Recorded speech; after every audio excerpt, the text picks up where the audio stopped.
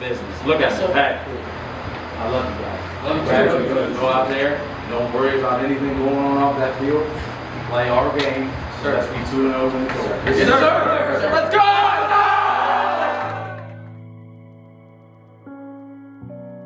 I woke up, got in the shower. My wife came in and said that my dad got in a wreck and he was being life flighted. I didn't know what was going on. I got dressed immediately, got in my car, called my mom. My mom told me where the wreck was. I drove to the wreck. I seen the semi in my dad's truck. My dad's truck obviously was just destroyed. So I was pretty distraught at that moment. My brother was still in the ambulance. My dad had already been life flighted, was already out. I was on my way to practice. It was about 2:30, and Clay called me, and he was getting ready to pass me on 23 because I drive down from Grove City. He was getting ready to pass me, and I said, "Hey, I'm turning around." Once Clay had told me what happened, I said, "Hey, I'm going to turn around."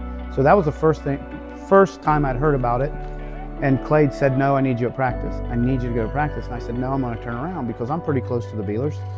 As I was getting ready to turn around, he kind of got into my ear a little bit and said, "No, you need to go to practice." So I came on to practice, and on the way to practice, I'd gotten a couple pictures of the truck from a couple people on the scene, and I had the initial thought you had is like, did he make it? I came to practice that afternoon, and people were running around like headless chickens, because no one knew exactly what had happened. It happened at like 1:30, 1:45. And I normally get here about 2:15 or so, and a few people that were here, you hear all kind of things, and we're trying to figure out what's going on. Is everybody okay? And blah, blah, blah. And it was quite a shock. Sam's one heck of a guy. At the wreck, the Walmart semi driver came up to me and asked if I was family, and he told me that he got out of the car and seen Logan and my dad. Both were unconscious. He thought they were dead.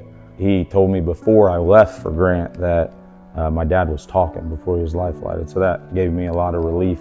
So he ripped his sacrum in half. I had to put, obviously, screws in when they did surgery. He had ribs that were completely dislocated, so they had to go reattach, and then the dash went into his both kneecaps all the way to the joint, and he actually ended up, they found out a couple days later, he had, I think, cracked his tibia. I went to the hospital on Saturday, so 2 days after it happened. And when I walked into the hospital room, Sam was by himself. He was in trauma. I was amazed that all he had on was a breathing machine.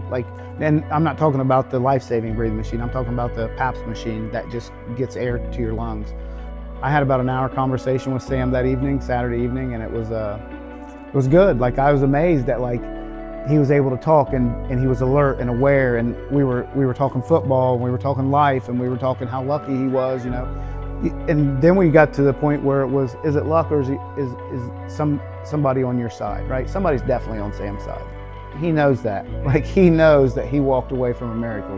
And it wasn't that he walked away, that God spared him that day. And you like to see that, right? And now Sam's got a testimony that if anybody knows Sam's going to let this testimony be heard, which is a great thing, because he's going to put God in the forefront, and God's going to lead that testimony, and it's going to be a good thing for our township.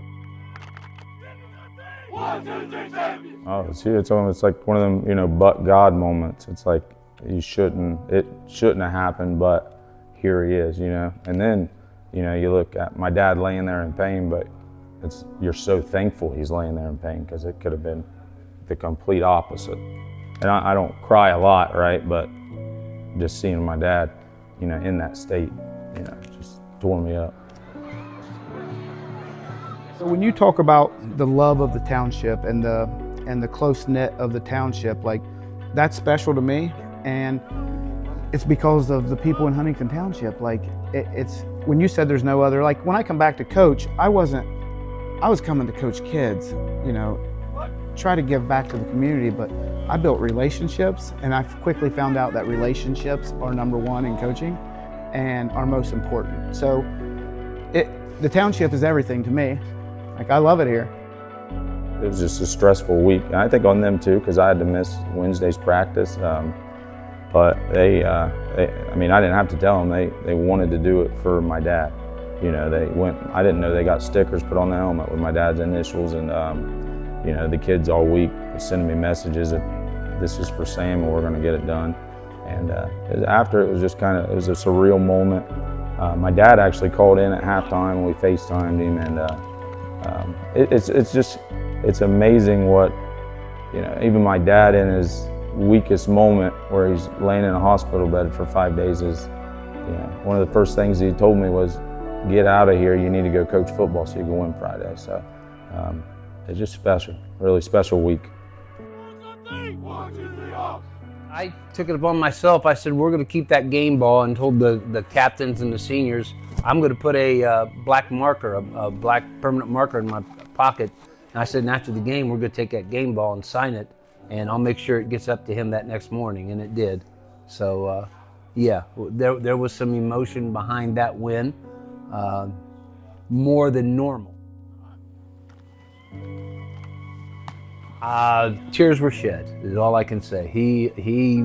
I know he took a picture of it, did the Heisman pose laying down in his bed.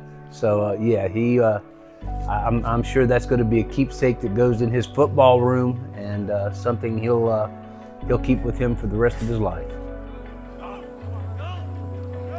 On Friday, there was something special in the air, and I think, obviously we had a nice prayer before the game, for Sam, and then I think Sam had talked to a few of the kids. It was just special, anytime you have something that bad happen, the kids want to win. And not that they don't want to win every game, but there's something that added to that, that makes it a little more special. And I think Friday was pretty special. Me personally, my whole life has been walked through with my dad pushing me. So it's, you never think of your dad dying until he almost, something crazy happens, and then you realize, how much he really means to you. So being able to have him around, not only just for me, for my kids, but for these kids, because, my dad don't ask for money, my dad don't want anything in return, he just wants to be there and mentor the youth in our community. So I think it's huge for everyone in general, because, he's a giver.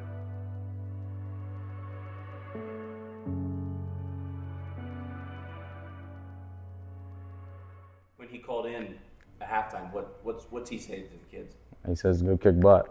He said, get this win. He's, telling them not to quit. My dad, very rah-rah, and he's lighting them up, and he's, high on painkillers. So